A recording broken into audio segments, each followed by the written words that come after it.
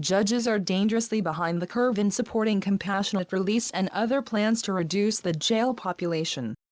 Faced with the looming threat of the coronavirus, Harris County, Texas, Sheriff Ed Gonzalez did something unusual for a lifelong law enforcement officer.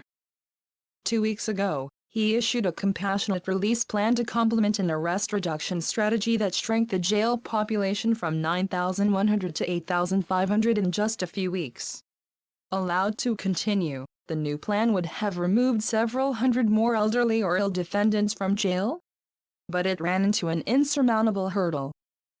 On March 20, Judge Herb Ritchie issued a general order limiting the defendants eligible for release to those who had committed low-level, non-violent felonies like forgery, credit card crimes and possession or delivery of marijuana.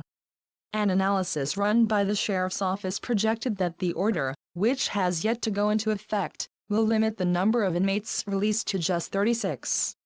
This isn't an anomaly, advocates say.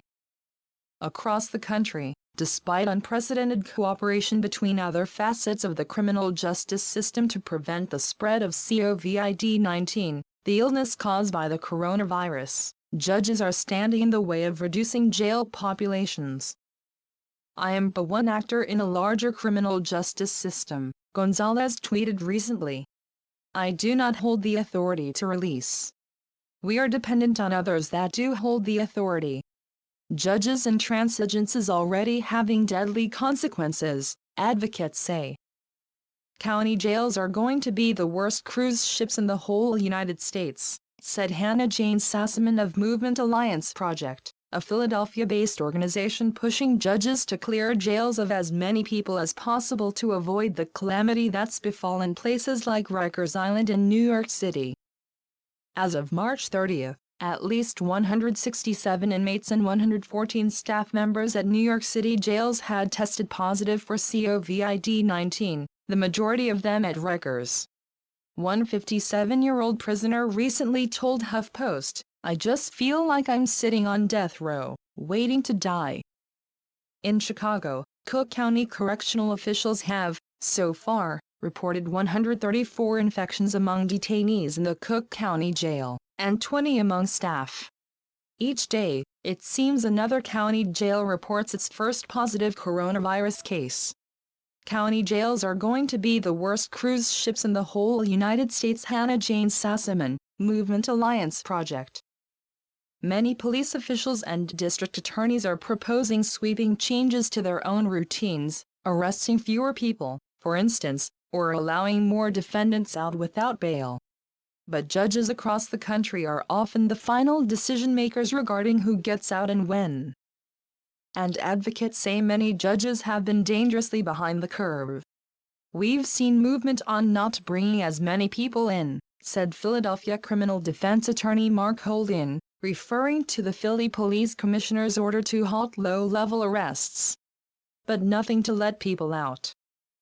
Part of that is due to court closures," notes Holden, "but judges are also refusing to review cases, even when they could potentially do so using the same video conferencing technology they are currently using for arraignments and initial bail hearings." A judge could also issue a general order for mass relief for people held on specific violations and offenses. "I myself have filed motions that I have heard no response on," said Holden, a former longtime Philly public defender. "Other people have gotten summary rejections by a court clerk, not the judge, saying this doesn't qualify as an emergency so it's not going to be heard." Rather than wait for judges to take action, advocates around the country are pushing forward with their own solutions.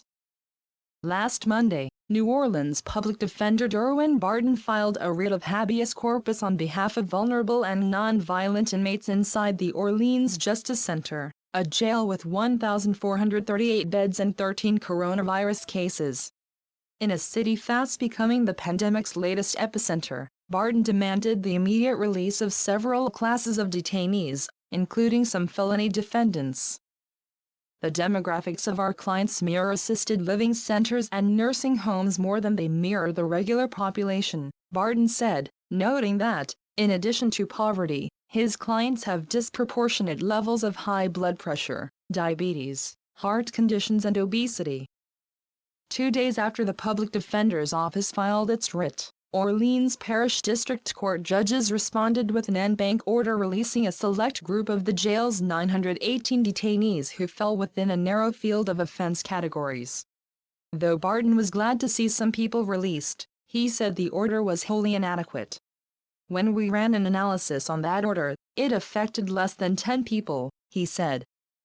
We need to go way farther and much deeper if we want to do our part to prevent the spread of this fire.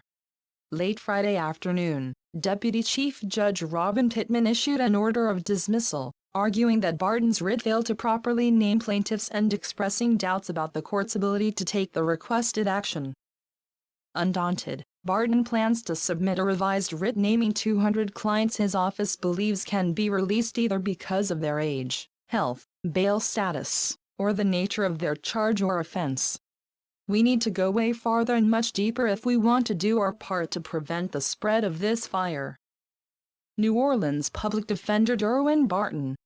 Advocates are pushing for similar relief for defendants in Texas.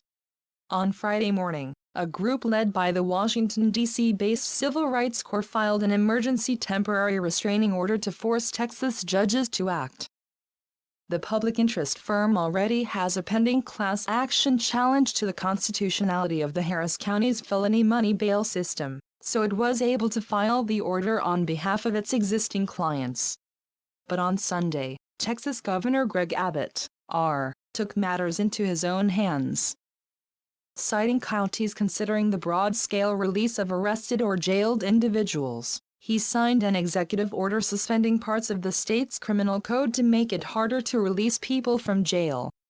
Until the crisis ends, no one detained on either a violent charge or with a prior conviction for a violent offense, including some plaintiffs in the Civil Rights Corps suit, can be released on a personal bond. He's basically condemning to indefinite pre-trial detention, on the basis of only a finding of probable cause, anyone who is too poor to pay to get out of the jail, said Civil Rights Corps Elizabeth Rossi, who later added, the order is flagrantly unconstitutional. Later this week, Rossi will be back in court to argue as much before Judge Lee Rosenthal, who has asked the parties to continue negotiating the motion despite the governor's latest move. In the meantime, mere hours after Abbott's order, Harris County Jail reported its first positive COVID-19 case.